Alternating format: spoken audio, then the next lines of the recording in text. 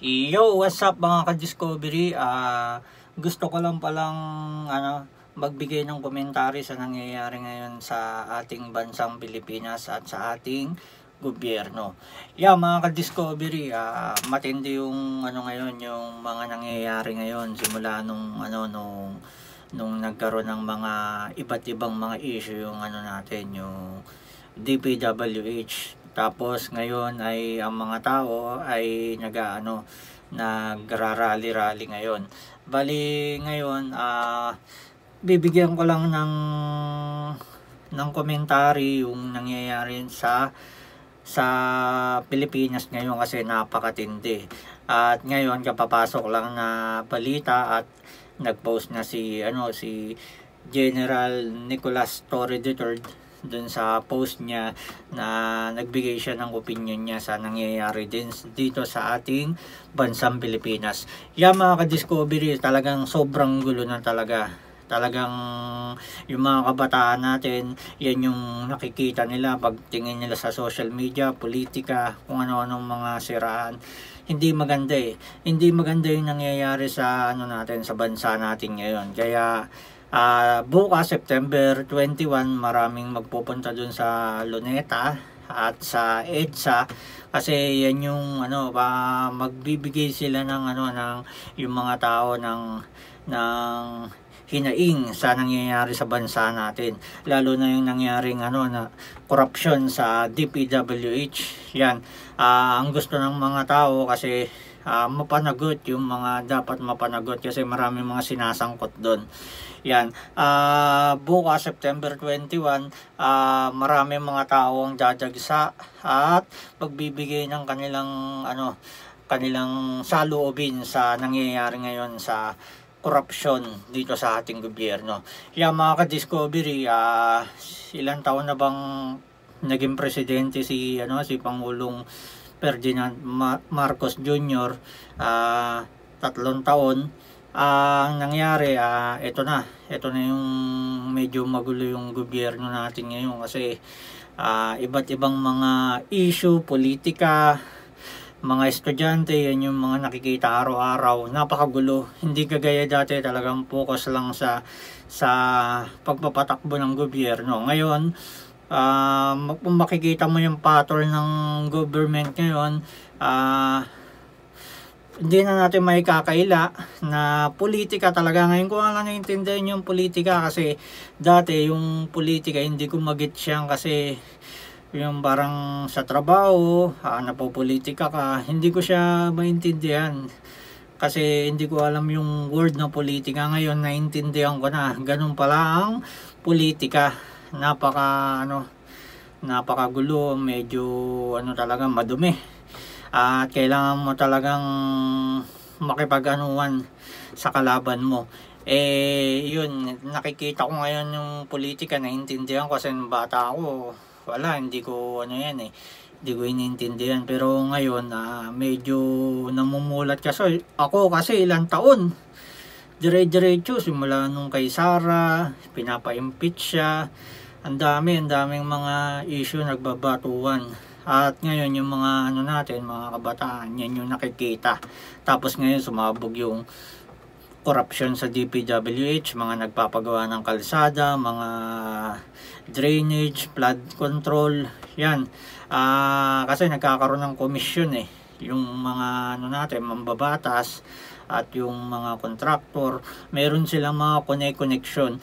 Kaya ang mga tao ngayon ay naghihimutok at gusto nilang ipakita sa gobyerno bakit ganun yung nangyayari. Politika, korupsyon, yan. Sana ito bigyan ng pansin ng gobyerno natin.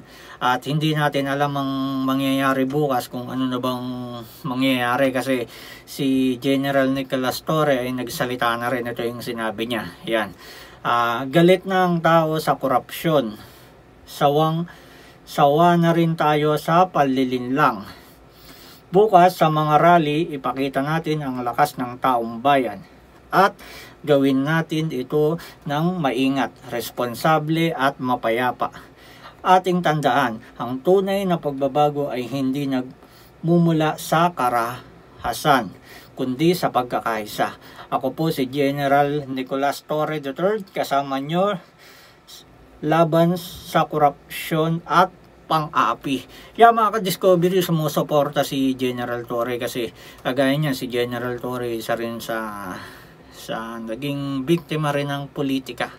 Nagbigay na siya ng kanyang opinion at sumusuporta siya sa taong bayan kasi ang nangyayari ngayon, taong bayan talagang umaalab yung apoy. Lumalaki na yung apoy niya at abang-abangan natin kung ano yung mangyayari sa mga susunod na araw at ipagdasal natin sa Diyos na gabayan yung ating ang ating taong bayan at ang gobyerno dahil alam niya ng Diyos ang mangyayari sa kinabukasan, mas nalalaman niya. Kaya ipagpasa Diyos natin yung maaaring mangyari. At ang mga tao ay ang nagupo naman sa ating mga politika na nakaupo sa ating gobyerno ay ang taong bayan. Kaya ang dapat pakinggan at ang manaigay ang taong bayan. Kaya kung ano man yung mangyayari sa susunod na mga araw, kung ano yung mga saloobin ng taong bayan, ay tingin ko pagkakaisa yan na magkaroon ng pagbabago, lalo na sa ating gobyerno na number 1 na nagmamanage sa bansa natin. Napaka-importante kasi na ang bansa natin ay mayroong pagkakaisa. At sana mawala na yung naubos na yung panahon sa politika na araw-araw mo mapapanood sa balita, ganto ganyan, nagkakaroon ng hidwaan, debate or siraan. Hindi maganda talaga yung nangyayari, lalo na sa mga kabataan natin na namumulat sila na ganun yung kadumi ang natin, ang mga tao, ang bansa natin. Hindi maganda lalo nang may mga bata na bago pa lang namumulat yung kanilang mga kaisipan sa mundo at nakikita nila na ganun ang nangyayari sa ating bansa. Mga ka-Discovery, binigyan lang natin ng komentary at abangan natin ang mga mangyayari. Sana hindi magkagulo kasi maraming mga tao at mga grupo at yung mga aktivista at mga komunista ay hindi natin alam kung anong magiging nila, mga saloobin nila. Sana walang mangyaring mga karahasan at mga kaguluhan kasi kung mangyayari yan ay lalo magkakagulo ang bansa natin. At sana pakinggan ng gobyerno kung ano man yung hinaing ng mga tao sa darating na September 21 bukas. Mga ka-Discovery,